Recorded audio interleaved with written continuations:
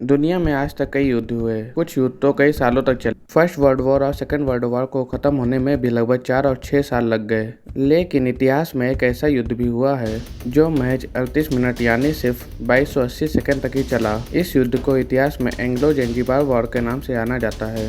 1890 में ब्रिटेन और जर्मनी के बीच हेलिगोलैंड ज़ंजीबार ट्रीटी हुई। इस संधि के तहत दोनों देशों को पूर्वी अफ्रीका के इलाकों पर राज करने के लिए विशिष्ट क्षेत्र दिए गए। ज़ंजीबार को अंग्रेजों को सौंपा गया, जो एक द्वीप था, जबकि इसके पास मौजूद मुख्य भूमि तंजानिया के निकटवर्ती क्षेत्र जर्मनी को दिए गए। इस तरह ज़ंजीबार को ब्रिटिश साम्राज्य का हिस्सा बना दिया गया।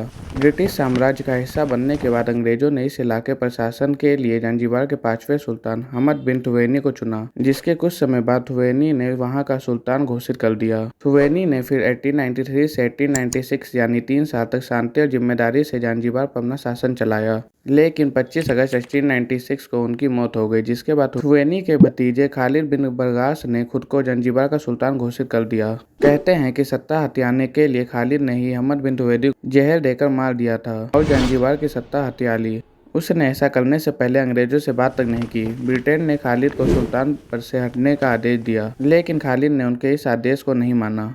ऊपर से उसने अपने महल की सुरक्षा के लिए चारों तरफ करीब 3000 सैनिकों को तैनात कर दिया। यह बात जब ब्रिटेन को पता चली तो उसने एक बार फिर खालिद से सुल्तान पद छोड़ने को कहा, लेकिन खालिद ने ऐसा करने से मना कर दिया। 27 अगस्त 1896 की सुबह ब्रिटिश नौसेना ने बदला लेने के लिए अपने जहाजों से ज़ंजीबार के महल पर बमबारी शुरू कर दी और उसे नष्ट कर दिया। महज 38 मिनट में ही एक संघर्ष विराम की घोषणा हुई, क्योंकि इतने में ही दुश्मनों ने अपने घुटने टेक दिए थे और युद्ध समाप्त हो गया। इस युद्ध को इतिहास के सबसे छोटे युद्ध के तौर पर जाना जाता है।